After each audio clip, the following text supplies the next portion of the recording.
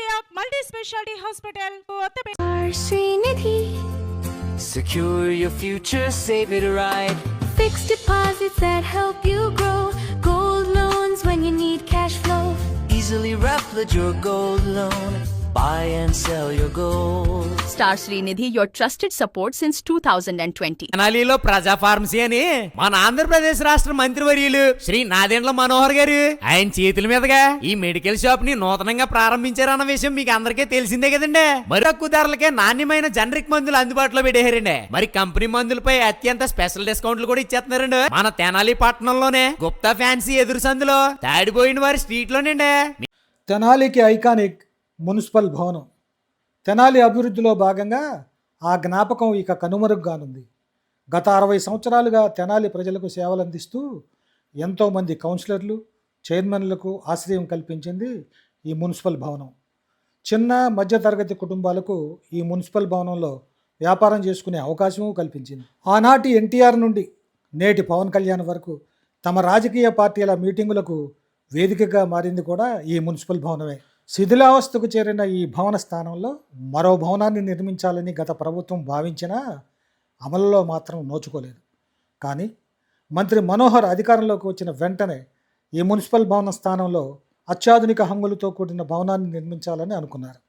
అనుకున్నదే తరువాయి అన్నీ తానై ప్రభుత్వం నుండి పర్మిషన్లు తెప్పించి టకటకా పనులు ముమ్మరం చేశారు. కట్టబోయే మున్సిపల్ భవనం ఇప్పుడున్న భవనానికి ధీటుగా ఉంటుందని ఇప్పటికే భవన నమూనాలు విడుదల చేశారు. అభివృద్ధి అంటే మనోహర్, మనోహర్ అంటే అభివృద్ధి అన్న నానుడికి తగ్గట్టుగానే గతంలో పాడుపడ్డ కూరగాయల మార్కెట్ స్థానంలో సాఫ్ట్వేర్ భవనంలాగా భవనం కట్టి చూపించిన ఘనత మంత్రి మనోహర్కే దక్కింది.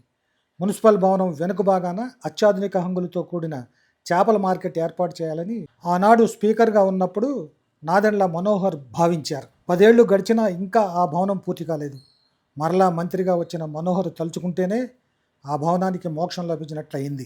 అసంపూర్తిగా ఉన్న భవనాన్ని కూడా కలిపి అత్యాధునిక హంగులతో కూడిన మున్సిపల్ భవనాన్ని నిర్మించాలని నిర్ణయించి ప్రైవేటు ప్రభుత్వ భాగస్వామ్యంతో ప్రారంభిస్తున్నారు. పెద్ద పెద్ద మెట్రో సిటీల్లో ఉన్న మెట్రో రైల్వే ప్రాజెక్టు, విమానాశ్రయాలు ప్రభుత్వ ప్రైవేటు భాగస్వామ్యంతో నిర్మించినవే. వాళ్ళు కేవలం భవనాలు నిర్మించడమే కాదు, వాటి శుచి శుభ్రతతో పాటు భవనం మెయింటెనెన్స్ కూడా వారే తీసుకుంటారు. అలాంటి ప్రాజెక్టులను మొదటిసారిగా మంత్రి మనోహర్ తెనాలి లాంటి పట్టణంలో ప్రయోగాత్మకంగా ప్రారంభిస్తున్నారు. ఇలా నిర్మిస్తే అనుకున్న సమయం కంటే ముందే బిల్డింగ్ పూర్తి చేస్తారు. ప్రజలకు అతి త్వరలో అందుబాటులోకి వస్తుంది. శిథిలావస్థకు చేరిన ఈ మున్సిపల్ భవనాన్ని మంగళవారం ఉదయం పగలగొట్టేందుకు ముహూర్తం నిర్ణయించారు. ఈ భవనంతో పాటు ఈ భవనం చరిత్ర కూడా కాలగర్భంలో కలిసిపోతుంది. ఈ భవనం ఆవిర్భావం నుంచి ఎందరో ఉద్దండులైన నాయకుల పాలనకు, ఎన్నో రాజకీయ పరిణామాలకు వేదికగా నిలిచింది. ఇది కేవలం మున్సిపల్ కార్యాలయమే కాదు, ఈ బిల్డింగ్ ఎదురుగా సభలు, సమావేశాలు 60 ఏళ్లుగా కొనసాగుతూనే ఉన్నాయి.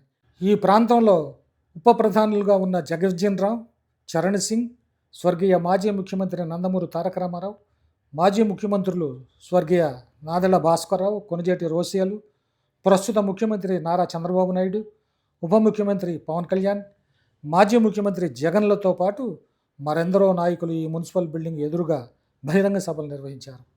కేంద్ర రాష్ట్ర రాజకీయ పార్టీలు ఏవైనా సరే ఎన్నికలు వస్తే ఈ బిల్డింగ్ ఎదురుగానే బహిరంగ సభలు పెడతారు. ఈ బిల్డింగు కనుమరుగవుతుంది అనగానే తెలియకుండానే తెనాలి ప్రజల మనసు కలుక్కుమంటుంది. ఈ ప్రాంత వాసులు ఎక్కడున్నా ఈ మున్సిపల్ బిల్డింగ్తో అనుబంధం ఉండే తీరుతుంది. అందుకే ఒక ప్రక్క అత్యాధునిక కొత్త భవనం వస్తుంది అన్న ఆనందం ఉన్నా మరో ప్రక్క తీపి గుర్తు కనుమరుగవుతుంది అన్న బాధ తప్పదు. తెనాలి మున్సిపల్ చైర్మన్గా ఆలపాటి వెంకటరామయ్య హయాంలో 1959లో మార్కెట్ సమీపంలో అంటే ఇప్పుడున్న మున్సిపల్ కార్యాలయం నిర్మించడం తలపెట్టారు. ఆనాడు మంత్రి దామోదరం సంజయ్ చేత శంకుస్థాపన చేయించారు. కాంగ్రెస్ నాయకుడైన ఆలపాటి వెంకటరామయ్య 1959వ సంవత్సరంలో చైర్మన్గా గెలిచారు. ఆలపాటి వెంకటరామయ్య 1962లో శాసనసభ్యునిగా గెలిచి మున్సిపల్ శాఖ మంత్రిగా బాధ్యతలు చేపట్టారు. 1966లో ఈ భవన నిర్మాణం పూర్తి చేసుకుంది. ఈ భవనాన్ని 1966 మే 16 ఆనాటి ముఖ్యమంత్రి కాసు బ్రహ్మానందరెడ్డి ప్రారంభించారు. ఈ భవనానికి ఆలపాటి వెంకటరామయ్య భవనం అని నామకరణం చేశారు. ప్రస్తుతం ఈ మున్సిపల్ బిల్డింగ్ శిథిలావస్థకు చేరుకుంది. పెచ్చులుడి పడిపోతున్నాయి. వర్షం వస్తే కారుతుంది.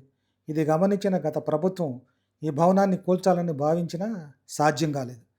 ఇప్పుడు వచ్చిన కూటమి ప్రభుత్వం ఈ నూతన భవన నిర్మాణానికి నడుం బిగించింది. రాష్ట్ర పౌర సరఫరాల శాఖ మంత్రి నాదెళ్ల మనోహర్ పట్టుదలతో ప్రభుత్వం నుండి అనుమతులు తీసుకొచ్చారు.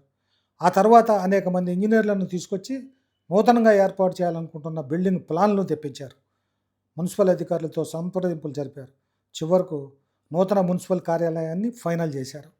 అందుకోసం అనుమతులు తెచ్చి ప్రస్తుతం ఈ పాత మున్సిపల్ కార్యాలయాన్ని డెమాలిష్ చేసేందుకు టెండర్లు పిలిపించారు. మంగళవారం ఉదయం 11:15 ఈ బిల్డింగ్ను డెమాలిష్ చేసేందుకు ముహూర్తం నిర్ణయించినట్లు కమిషనర్ రామప్పల నాయుడు తెలియజేశారు. ఈ బిల్డింగులో చివరి మున్సిపల్ చైర్పర్సన్గా తాడుబోయిన రాధిక వ్యవహరించారు.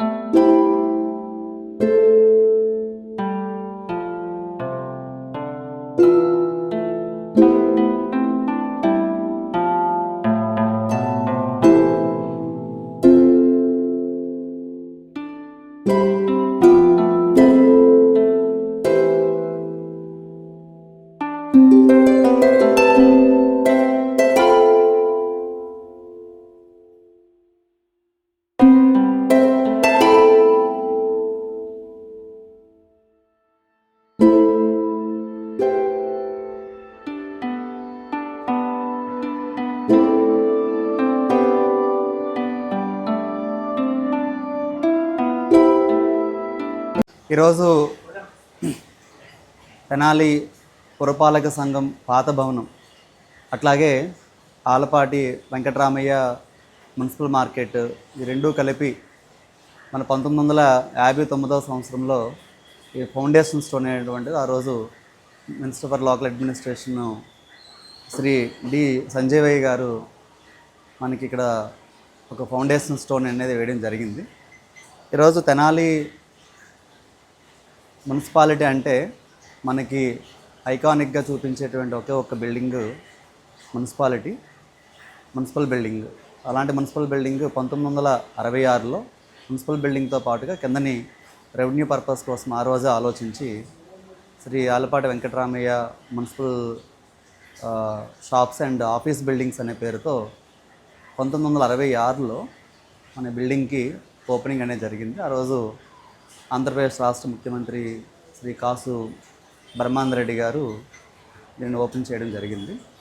ఆ రోజు మొదలుకొని ఈరోజు వరకు 60 సంవత్సరాల పాటు 2026వ సంవత్సరం 60 సంవత్సరాల పాటు తెనాలి మున్సిపాలిటీకి, తెనాలి ప్రజలకు అన్ని రకాల సౌకర్యాలను అందించినటువంటి ఈ బిల్డింగు రెవెన్యూ పరంగా కూడా ముఖ్యమైన పాత్ర పోషించింది.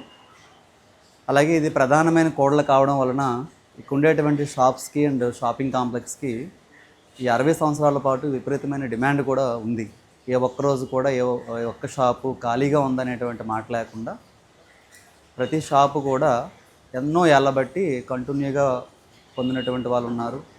20 సంవత్సరాల తర్వాత మళ్ళీ ఆక్షన్లో అత్యధికంగా పాడుకొని వాళ్ళందరూ కూడా సార్ ఈ షాపులో మా తరము కాకుండా మా ముందు తరము వాళ్ళు కూడా ఇక్కడ ఉండి వ్యాపారాలు చేస్తాం కాబట్టి ఈ యొక్క స్థలంతో ఈ యొక్క షాప్స్తో మాకు ఎంతో అనుబంధం ఉందని కూడా చెప్పడం జరిగింది.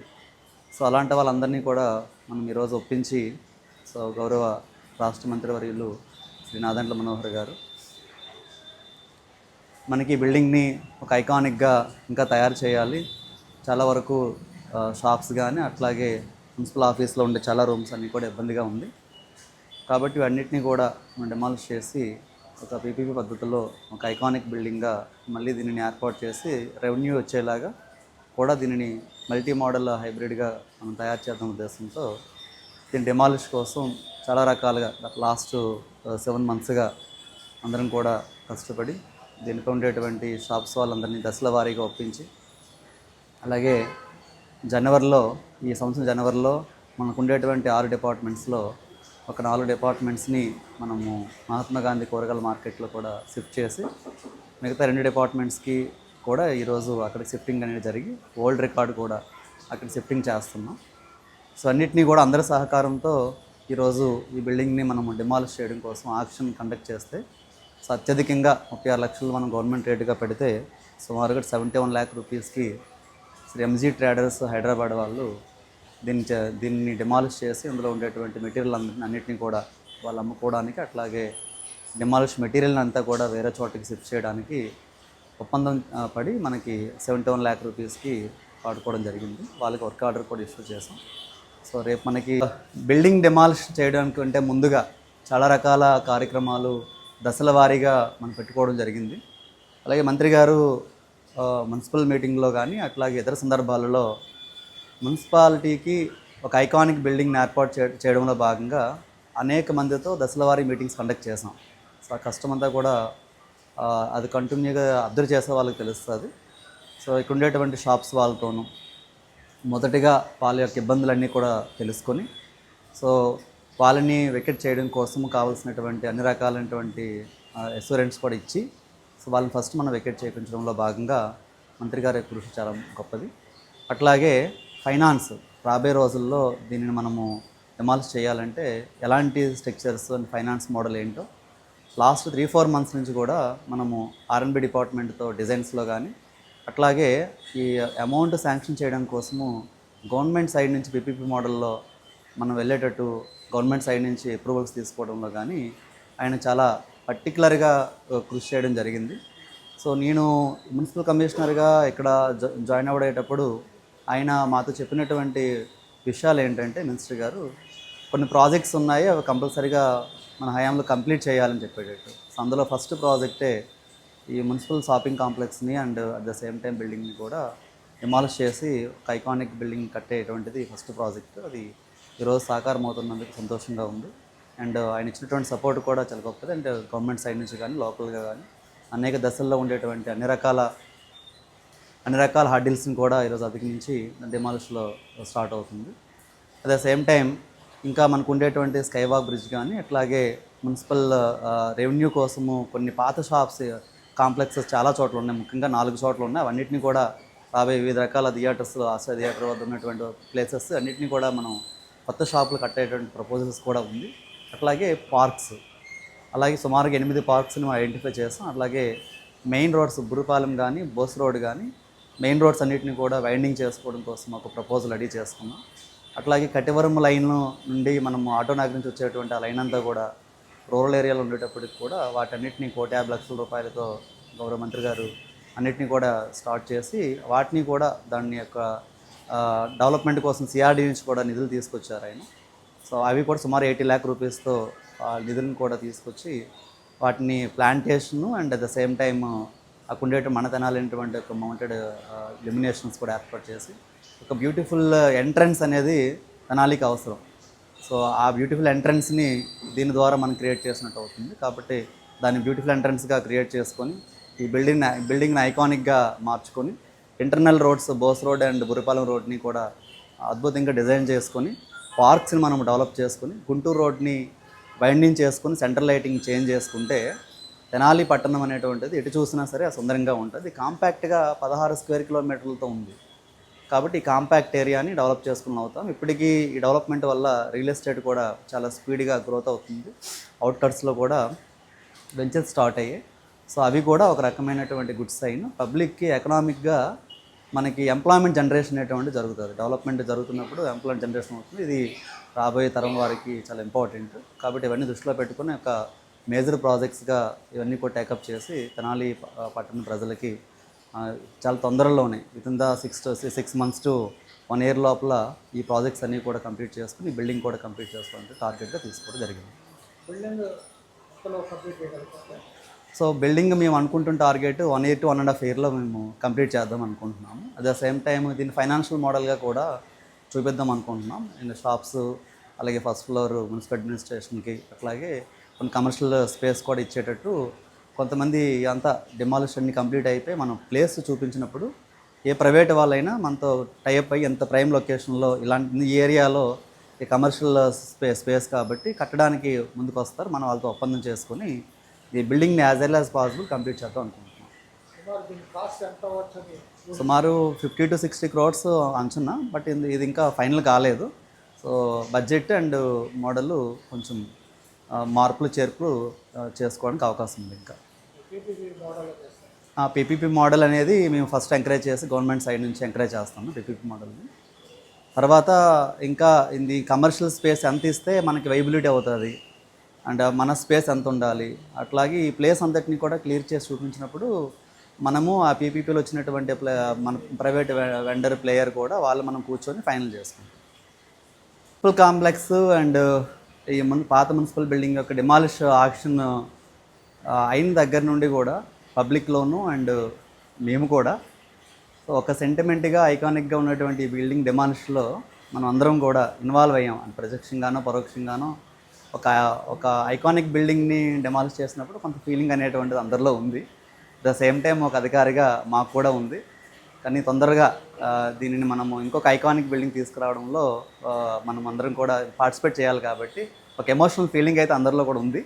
సో దానిని మనం క్యారీ చేస్తూనే ఇంకొక మంచి బిల్డింగ్ కట్టడానికి ఒక అడుగు ముందుకు వేయడం కోసం రేపు మనం శ్రీకారం చుడుతున్నాం. Thank you.